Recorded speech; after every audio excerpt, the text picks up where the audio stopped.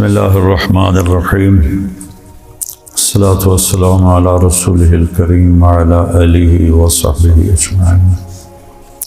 ماشاءاللہ بہت نئے چہرے نظر آ رہے ہیں۔ آپ لوگ کہیں باہر ملک سے آئے ہیں کہ یہیں خدیجہ تاج کالونی سے آئے ہیں؟ جی میں پوچھ رہا ہوں باہر ملک سے آئے ہیں کہ تاج کالونی سے آئے ہیں؟ تو سارا سال کہاں تھے؟ نماز صرف رمضان میں فرض ہوتی ہے یا سارا سال فرض ہوتی ہے؟ جواب دو۔ ماشاءاللہ سب نوجوان ہیں، بیٹا نماز کی پابندی کیا کرو۔ صرف ایک فرض ہے جس میں کوئی گنجائش نہیں۔ ایمان تو اندر کی چیز ہے، 24 گھنٹے ہمارے اندر ہے، اللہ کا فضل ہے۔ روزہ آیا ہوا ہے الحمدللہ، سال میں 1 مہینہ، اس میں گنجائش ہے۔ بیمار ہو بعد میں رکھ لو، سفر پہ ہو بعد میں رکھ لو۔ ایسی بیماری ہے کہ رکھ ہی نہیں سکتے، معاف ہوگی۔ زکوٰۃ پیسے والوں پر ہے، حج پیسہ بھی ہو صحت بھی ہو تب فرض ہے، پیسہ ہو صحت نہ ہو فرض نہیں ہے۔ نماز ایسی چیز ہے جو کسی حال میں معاف نہیں، سوائے اس کے کہ وہ بے ہوش ہو جائے۔ ہوش میں آئے گا تو پھر اس کی قضا دے گا۔ اگر ان 1445 سال 46 سال میں کسی کو نماز معاف ہوتی تو امام حسین علیہ السلام کو کربلا میں معاف ہوتی۔ کہ انسانی تاریخ میں اتنا خوفناک واقعہ نہیں ہے کہ جس میں نبی کی اولاد ذبح ہو۔ ویسے تو بہت بڑی بڑی جنگیں ہوئیں، ایک دن میں لاکھوں لوگ مارے گئے، لیکن نبی کی اولاد شہید و 17 نوجوان 17، یہ تاریخ میں پہلی دفعہ، وہ بھی آخری میں۔ اور یہ حسن اور حسین کے بارے میں میرے نبی نے فرمایا کہ جنت کے نوجوانوں کے سردار ہیں حسن اور حسین۔ یہ شہادت کی وجہ سے نہیں، ابھی ماں کا دودھ پیتے تھے، یعنی حلی انہیں کم ہی کوئی نہیں کیتا کہ یہ جنت کے نوجوانوں کے سردار ہے، اور میری بیٹی جنت کی عورتوں کی سردار ہے، اور علی کا درجہ ان سب سے اوپر ہے۔ تو موت سر پہ کھڑی ہے، تلواروں برس رہی ہیں، تیروں کا میم برس رہا ہے، نیزے سینے کے پار ہو رہے ہیں۔ سورج ڈھلا تو آپ کے رائٹ سائڈ پہ جو تھے کمانڈر زہیر، ان کو اشارہ کیا کہ شمر سے کہو تھوڑی دیر رک جائے، نماز پڑھو۔ اندازہ لگا، چونکہ میں بہت زیادہ اہل بیت کو بیان کرتا ہوں تو پھر میرے ذہن میں ایک سکیچ بن گیا، پھر جب وہ مجھے تصور میں آتا ہے میرے آنسو نکل آتے ہیں۔ تو انہوں نے اس وقت بھی نماز نہیں چھوڑی۔ زہیر گئے اور شمر سے کہا نماز پڑھنے کے لیے جنگ روکو۔ اس نے کہا پڑھو یا نہ پڑھو ہماری تلواریں چلیں گی۔ ایک کوفی سردار نے کہا، اس کا نام تھا حسین، سواد کے ساتھ سین کے ساتھ میں، حسین بن نمیر، کہ توڑیاں تو نمازاں قبول ہی کوئی نہیں، لعنت ہے تجھ پر، جس گھر کی وجہ سے نماز ملی ان کی قبول نہیں، تمہاری قبول ہے۔ تو انہوں نے واپس آ کے کہا کہ جنگ روکنے پہ تیار نہیں ہے۔ اب نہ کہ نماز تو نہیں چھوٹ سکتی۔ ادھر آ ستمگر ہنر آزمائے، ستمگر ظالم ہنر، تو بھی اپنا ہنر آزما، میں بھی۔ کیا ہے؟ تو تیر آزما، ہم جگر آزمائے۔ آپ نے فرمایا آدھے نماز پڑھو آدھے لڑائی کرو۔ اللہ، تاریخ میں ایسی نماز کبھی نہیں پڑھی، نہ آئندہ پڑھی جائے گی، آدم سے لے کر آج اور آج سے قیامت۔ جب وہ فارغ ہو گئے کہ چلو اب تم نماز پڑھو، نماز نہیں چھوڑی۔ عصر سے پہلے سب کے سر کٹ کے نیزے پہ چڑھ گئے، عصر پڑھنے کی نوبت نہیں ہے۔ آپ اسی کالونی کے بچے ہو، نوجوان ہو، بیٹا نماز نہ چھوڑا کرو۔ یہ پتہ ہے آپ کیوں آ گئے ہیں؟ شیطان قید ہو گیا ہے، تو اس نے جو آپ کو تالے لگائے ہوئے تھے نا وہ ٹوٹ گئے۔ اب ایمان آپ کو کھینچ کے مسجد میں لے آیا، کوئی آپ کو ڈنڈے سے تو نہیں لایا، ایمان ہی لے کر آیا۔ تب جب بھی آپ یہاں نماز پڑھیں اللہ سے مانگیں، یا اللہ سارے سال کا نمازی بنا۔ پہلا عجیب بات بتاؤں، پہلا حساب عبادات میں نماز کا حق، اور پہلا حساب معاملات میں قتل کا حق۔ جو مقتول ہے نا، چاہے وہ گولی سے مرا چاہے تلوار سے، اس کا سر اس کے ہاتھ میں ہوگا، الٹے ہاتھ، اور سیدھے ہاتھ سے اس نے قاتل کا گریبان پکڑا ہوگا، اور وہ کہے گا یا اللہ اس سے پوچھ اس نے مجھے کیوں قتل کیا تھا۔ دو بندے امت میں سے دو انسانوں کو سب سے سخت سزا ملے گی، سب سے شدید سزا۔ ایک قاتل بے گناہ قتل کرنے والا کسی کو، اور ایک سود کھانے والا اور قتل کرنے والا، ان کو بہت خوفناک سزا ہے۔ تو آپ نوجوانوں کو دیکھ کر ایسے ہی میرا دل بھر آیا۔ میں ظہر کے وقت مسجد خالی ہوتی ہے، آج آپ سب، اللہ بھی خوش ہو رہا ہے، فرشتے بھی خوش ہو رہے ہیں، بیٹا اللہ سے مانگا کرو، نماز نہ چھوڑو۔ تو میں آپ کو قرآن میں سے ایک چیز بتاتا ہوں۔ یہ قرآن کا مہینہ ہے، شہر رمضان الذی انزل فیہ القرآن۔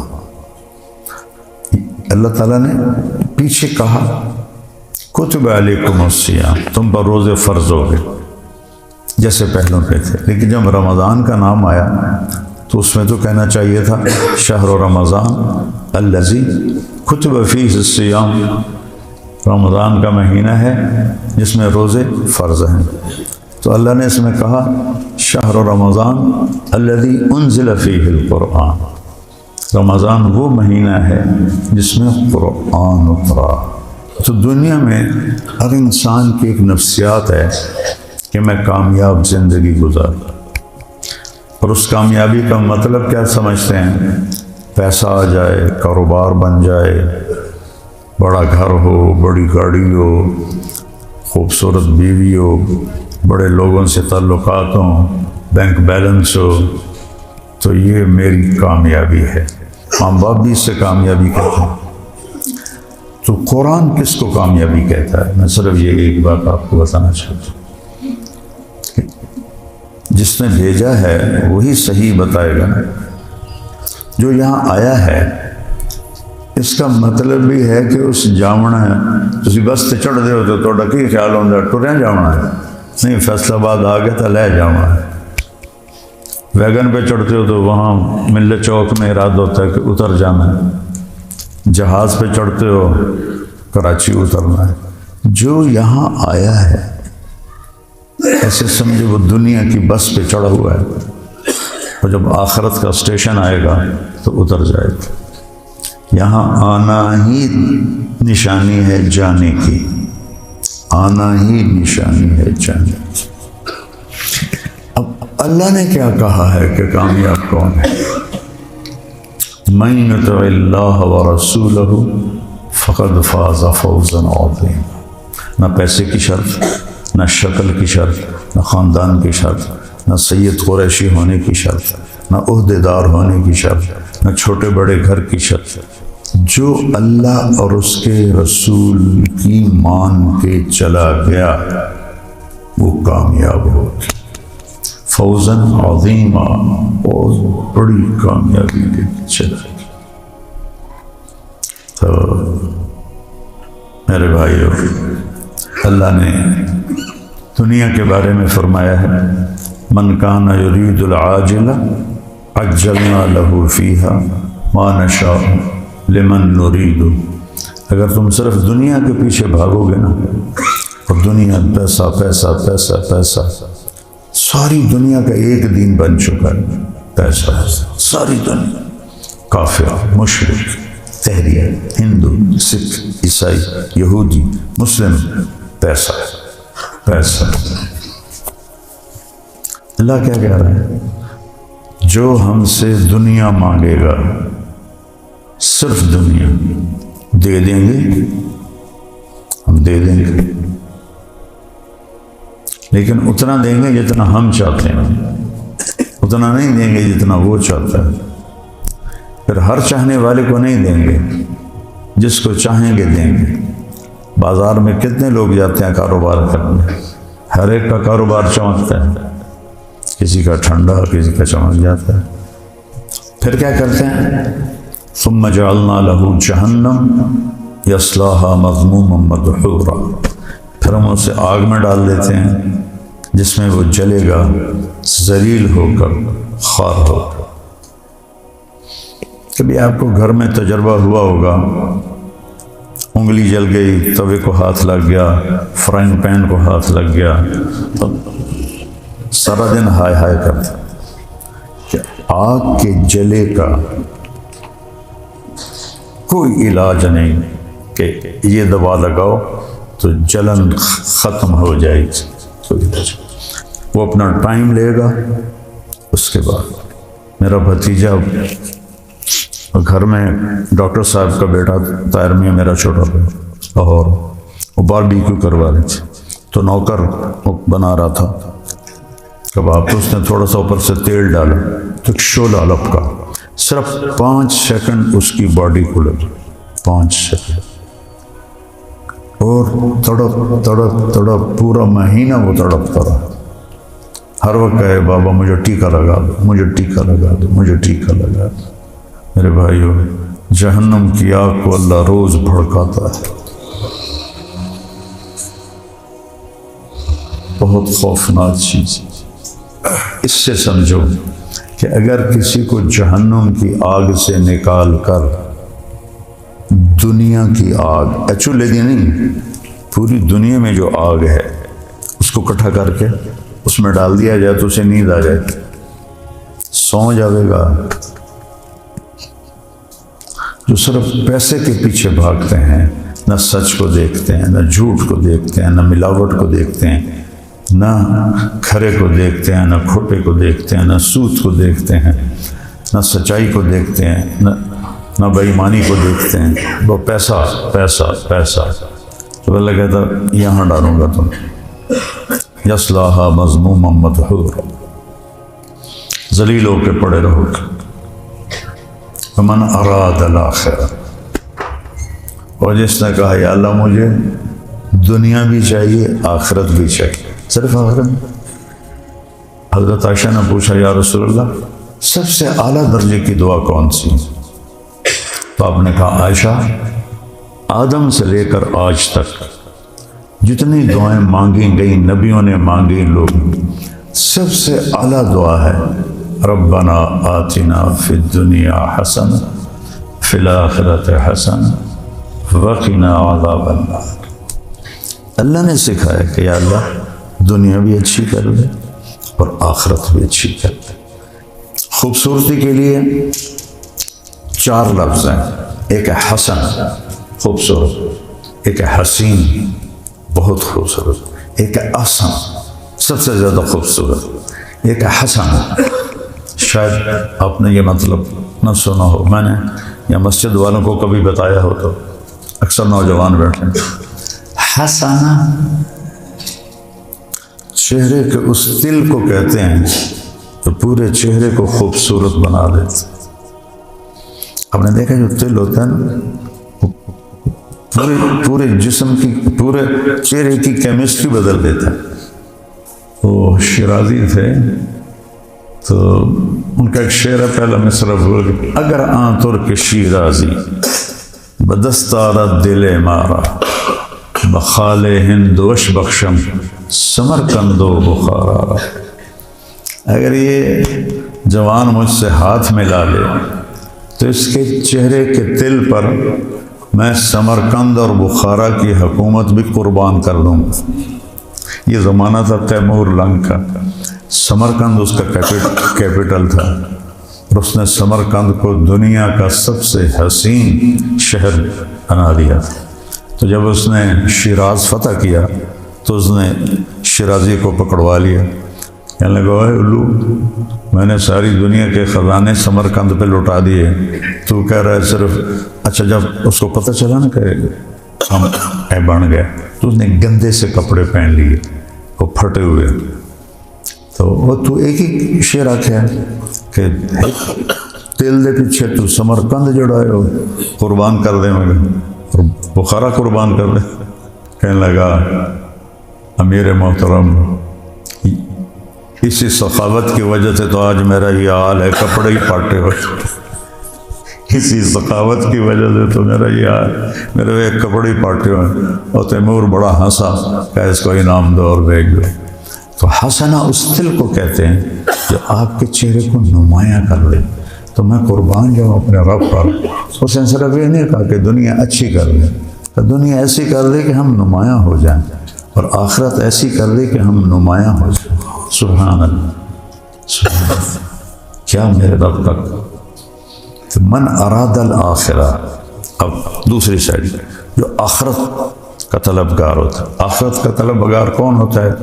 جو جھوٹ چھوڑتا ہے، سچ بولتا ہے، جو دھوکہ چھوڑتا ہے، دیانتداری کرتا ہے، جو ماں بہن کی گالی چھوڑتا ہے، دعا دیتا ہے، جو ظلم چھوڑتا ہے، عدل کرتا ہے، ماں باپ کی نافرمانی نہیں کرتا، فرما برداری کرتا ہے، بیوی پر ظلم و زیادتی نہیں کرتا، اچھا سلوک کرتا ہے، دوستوں بھائیوں سے میٹھا بول بولتا ہے، 5 نمازیں پڑھتا ہے، روزے رکھتا ہے، زکوٰۃ دیتا ہے، پیسہ ہے، صحت ہے، حج کرتا ہے، 4-5 بلانے ساری۔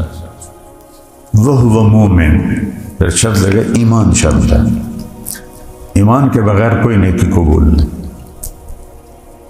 وَسَعَى لَهَا سَعْيَهَا وَهُوَ مُؤْمِنٌ، اور اس نے صحیح طریقے پر آخرت کو مانگا اور ایمان پر تھا۔ فَأُولَئِكَ كَانَ سَعْيُهُمْ مَشْكُورًا، ان کی محنت کامیاب ہوگی۔ فَمَنْ ثَقُلَتْ مَوَازِينُهُ فَأُولَئِكَ هُمُ الْمُفْلِحُونَ، جن کی نیکیاں بڑھ گئیں وہ کامیاب۔ وَمَنْ خَفَّتْ مَوَازِينُهُ فَأُولَئِكَ الَّذِينَ خَسِرُوا أَنفُسَهُمْ فِي جَهَنَّمَ خَالِدُونَ، جن کی نیکیاں گھٹ گئیں وہ جہنم کا شکار ہو۔ تو قرآن کامیابی کا معیار یہ بتاتا ہے کہ اللہ راضی ہو جائے، دوزخ سے بچے، جنت میں چلے جائے، اللہ دنیا میں عزت کی زندگی دے۔ یہ قرآن کا مضمون ہے۔ ہمارا مضمون کیا ہے؟ پیسہ پیسہ پیسہ پیسہ۔ جب میرے والدین مجھے کہتے تینوں ڈاکٹر بناؤنا، بڑا پیسہ، بڑی عزت، آپ یقین مانیں، اللہ کا شکر ہے میرا حافظہ اچھا ہے، میرے حافظے میں یہ بات کہیں نہیں ہے کہ ماں نے کہا ہو یا باپ نے کہا ہو یا چاچے نے یا تائی نے کہ لوگاں دی خدمت کرے گا، بیماراں دیاں دعاواں لویں گا، نئے ور صرف 2 گل، پتر ڈاکٹر بن جاؤ، بڑا پیسہ، بڑی عزت۔ تلمبا نام سنا نا؟ تو تلمبا اللہ نے مشہور کر دیا۔ وہاں ایک غریب فیملی کا لڑکا ڈاکٹر بن گیا تھا، تو پیتھالوجسٹ تھا ڈاکٹر معین۔ ابا جی ہمیشہ کہتے دیکھیے ڈاکٹر معین نو غریب جا کر رہا ہے، آج وہ کیڈی عزت ہے۔ تو میرے ذہن میں جو بات ڈاکٹری کی بٹھائی گئی وہ تھی پیسہ اور عزت۔ میرے اللہ نے مجھے اپنے حبیب کے ممبر پہ بٹھانا تھا، میں اس کا شکر گزار ہوں، اس کا شکر گزار۔ جس لڑکے نے مجھے ہم 4 مہینے اکٹھے لگا رہے تھے، کوثر اس کا نام تھا، آخری ہفتہ تھا، مجھ سے کہنے لگا جماعت میں اکٹھے تھے، تم کیا کرتے ہو؟ میں نے کہا میں نے میڈیکل کالج میں داخلہ لینا ہے، FSC کی تھی۔ کہنے لگا تمہارے والد کیا کرتے ہیں؟ میں نے کہا میرے والد ذمہ دار ہیں. تو کہنے لگا پھر تم عالم بن جاؤ، تمہاری آخرت بن جائے. میں نے کہا عالم اس زمانے میں مولوی گالی تھا، گالی. 70 کی 60 کی دہائی میں ہم لوکل ذمہ دار ہیں، مائگریٹڈ نہیں ہیں. ہمارے لوکل ذمہ داروں کے گاؤں میں مولوی ایک نوکر ہوتا تھا. تو میرے اندر بھی وہی تصور تھا، والدین کو بھی یہی کچھ کرتے دیکھا. کہنے لگا تم ڈاکٹر بن جاؤ نہ تم عالم بن جاؤ. میں نے کہا یار مولوی بن کے کی کرنا ہے. تو کہنے لگا دیکھو ڈاکٹر بننے کا کیا مطلب ہے، پہلے بھی اللہ نے تمہیں ایک اچھے گھر میں پیدا کیا ہے، مالدار گھر ہے، پیسہ ہے، تم ڈاکٹر بن جاؤ گے کچھ پیسے اور آ جائیں گے. سبحان. اس کی بات مجھے ایسے لگی، یہ سچ تو کہہ رہا ہے کہ ماں پیو نے ایک ہی کلمہ پڑھایا، بڑے پیسے بڑی عزت. تو اللہ نے عزت بھی دی تھی، پیسہ بھی دیا. ماشاءاللہ وہاں کے بڑے مشہور خاندان سے ہیں اور با اثر ہیں. میرے والد نے 44 میں BA کیا تھا اور پاکستان مسلم فیڈریشن آف اسٹوڈنٹس کے وہ جنرل سیکرٹری تھے. اور جب قائد اعظم رحمۃ اللہ 44 میں ملتان آئے بس ایک ہی دفعہ، تو جنرل سیکرٹری اور اسٹیٹ سیکرٹری میرے والد صاحب تھے. تو اللہ پاک نے یہ چیزیں تو پہلی دل میں کہی یہ گل تو ٹھیک، پہلے 100 روپے پھر 200 ہو جائے گا، 1000 ہو جائے گا، پھر خبر آ جائے گی، پھر سارے ملیے میٹ ہو جائے گا. تو اصل تو میرے اللہ نے ارادہ کیا تھا میرا ہاتھ تھامنے کا. ایک چھوٹی سی لاجک ذریعہ بن گئی کہ میرے عزیزو قرآن کا پیغام ہے اگر اللہ راضی ہے آپ کامیاب ہیں، اگر اللہ ناراض ہے آپ ناکام. میرے نبی نے فقر کیوں چنا، وہ غربت کیوں چنی؟ میں آپ کو قسم کھا کے کہتا ہوں، میں نے افریقہ کے سفر کیے ہیں، غریب ملکوں کے، ایسی غربت دیکھ کر میرے آنسو نکلے. اور میں نے موازنہ کیا کہ پاکستان کا غریب سے غریب بھی ان سے زیادہ سکھی.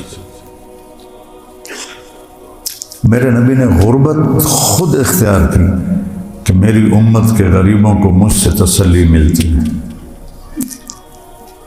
کبھی کوئی گھر دیکھا ہے جہاں 2 مہینے چولہا نہ جلے؟ میرے نبی کے گھر میں 2 مہینے چولہا نہیں جلتا. ایک رات حضرت عائشہ کے ساتھ لیٹے ہوئے تھے، کبھی ایسے ہو جائیں، تھوڑی دیر کے بعد ایسے ہو جائیں، پھر ایسے ہو جائیں، پھر ایسے ہو جائیں، پھر ایک دم آگے بڑھے. یہ 4 پائی کی لکڑی ہوتی ہے نا جس میں باندھ، اس پر ایسے ہو کے نا ایسے لٹک گئی، پیٹ کو یہاں رکھ کے نا نیچے چلے گئے.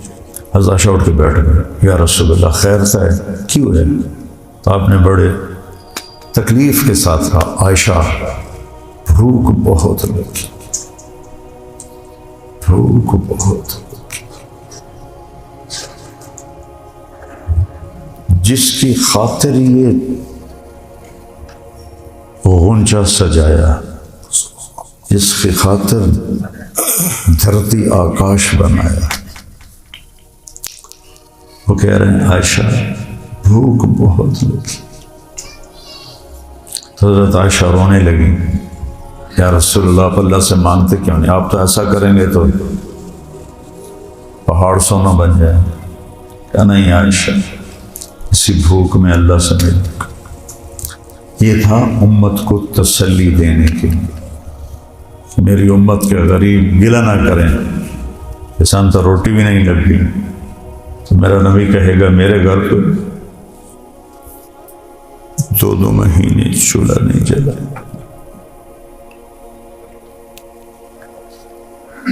اس لیے بھائیو قرآن کا مفہوم سمجھو. کامیاب وہ نہیں ہے جو ہواؤں میں اڑنے لگے، کامیاب وہ ہے جس سے اللہ راضی ہو، جس سے اللہ کا رسول راضی ہو. جو مرے تو آگے اللہ کا رسول ایسے کھڑا، آ جا میرا بیٹا آ جا.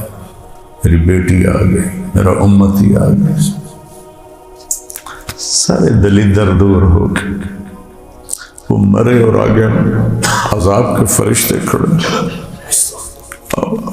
MTJ اسپیچز آپ کے لیے لا رہا ہے مولانا طارق جمیل صاحب کے لیٹسٹ بیانات۔ ہمارے چینل کو سبسکرائب کریں اور بیل کے آئیکن کو پریس کریں تاکہ نئے آنے والے بیانات آپ سن سکیں۔